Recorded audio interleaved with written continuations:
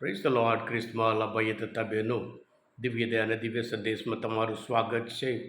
August 7મી તારીખ. આ સંદેશ હમણાં તમારા સૌ માટે અને તમારા હેતુ માટે વિશે પ્રાર્થના કરું છું. તમારા બાઇબલ લઈ લો, પ્રભુના વચન સાંભળીએ. માથ્યુનો ગ્રંથ 16મો અધ્યાય 24થી 28મી કલમ સુધી. ઈસુએ પોતાના શિષ્યોને કહ્યું, જો કોઈ મારો અનુયાયી થવા માગતો હોય તો તેણે પોતાની જાતનો ત્યાગ કરવો જોશે અને પોતાનો ક્રૂસ ઉપાડી મારી પાછળ આવવું જોશે. કારણ જે કોઈ પોતાનું જીવન બચાવવા મથશે તે ખોશે, અને જે કોઈ પોતાનું જીવન મારે ખાતર ખોશે તે પામશે.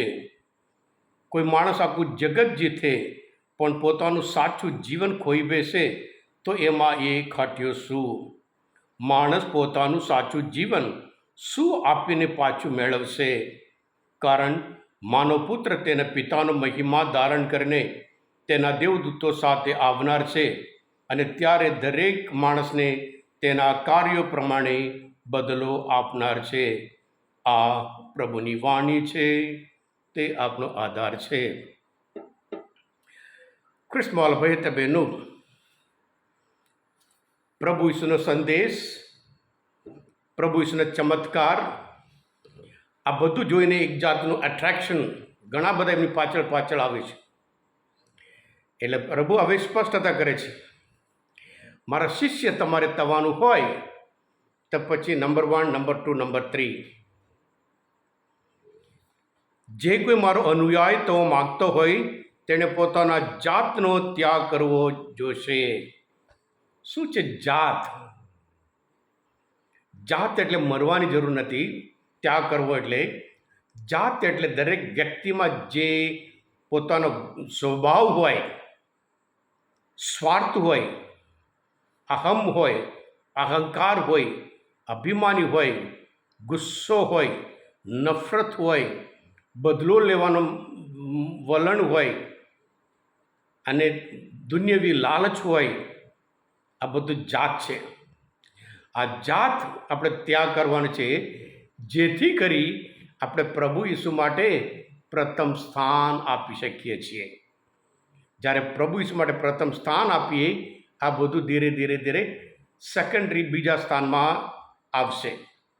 અને સાથે સાથે પ્રભુ કહે છે, પોતાનો ક્રૂસ ઉપાડી મારી પાછળ આવવું જોશે.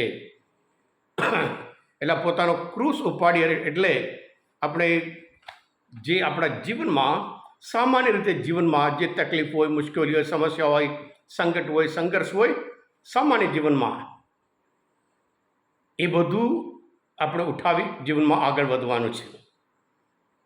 એટલે પ્રભુ ઈસુ માટે પ્રથમ સ્થાન, પ્રભુ ઈસુ પર વિશ્વાસ એટલે પ્રભુની પાછળ જવું.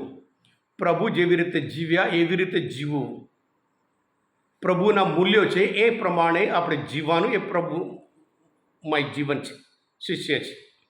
દુનિયામાં હંમેશા જાત ઉપર વધારે ભાર મૂકવામાં છે, ધ્યાન આપવામાં.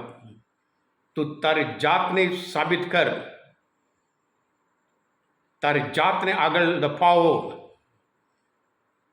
Prove yourself, push yourself, એમ કરીને જાત.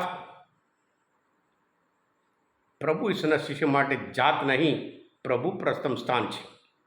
કોઈ માણસ આખું જગત જીતે, પોતાના આત્મા ખોઈ બેસે, એમાં એ ખાટીએ શું? ફ્રાન્સિસ ઝેવિયર પોતાની જાત, દુનિયામાં સૌથી શ્રેષ્ઠ, સૌથી સક્સેસફુલ, સૌથી બ્રિલિયન્ટ માણસ મારે થવાની એ લક્ષ્ય હતું, મહત્વાકાંક્ષા હતી. એ બધું છોડી પ્રભુના શિષ્ય બન્યા. હા કૃષ્ણવાલા ભગીતા બહેનું, પ્રભુ ઈસુના શિષ્ય બનીએ, આ નવાઈ લાગે છે. પ્રભુ કહે છે તમારે ત્યાગ કરવાનું, ક્રૂસ ઉપાડી મારી પાછળ આવવાનું. પણ નવાઈની વાત છે, પ્રભુશ્રી પાછળ ઘણા બધા માણસો ગયા. પ્રભુ ઈસુ કશું એટ્રેક્શન આપતા નહીં. સંત પીટર માર્કના ગ્રંથમાં 10મો અધ્યાયમાં પોતે કહે છે 28મી કલમમાં, પ્રભુ અમે તો સર્વસ્વનું છોડીને ત્યાગ કરીને તમારી પાછળ આવ્યા છીએ. અને ત્યારે પ્રભુ ઈસુ એને જવાબ આપે છે, જે મારે ખાતર જે કોઈ ત્યાગ કર્યો હશે એને તો આ બધું તો વેઠવા પડશે, પણ છેલ્લે એને શાશ્વત જીવન મળ્યા વગર રહેવાનું નથી. એમ કરીને 30મો અધ્યાયમાં શાશ્વત જીવન મળ્યા વગર રહેવાનું નથી એમ કરીને પૂરી ગેરંટી આપે છે. હા ક્રિસ્માલા ભાઈ બહેનો, પ્રભુ ઈસુનું જે જીવન એ શાશ્વત જીવન છે. જ્યારે દુનિયાવી બાબતો પર વળગી રહીએ, અટેચમેન્ટ રહીએ, જે અમીર માણસ, અમીર યુવાન પ્રભુમાં શાશ્વત જીવન પ્રાપ્ત કરવા મારે શું કરવાનું? પ્રભુ કહે છે, તારી સાથે જે બધું વેચીને ગરીબોને આપે ત્યાર પછી મારી પાછળ આવ. એ ભારે હૈયે ગયો, કારણ કે એને દુનિયાવી બાબત, દુનિયાવી જે ધન દોલત આ બધું એને પકડી રાખે છે, ખેંચી રાખે છે, અટેચમેન્ટ છે, વળગી રહે છે. એ છોડવા એ તૈયાર ના થયો. પ્રભુ ઈસુ માટે પ્રથમ સ્થાન એ આપવા તૈયાર નથી.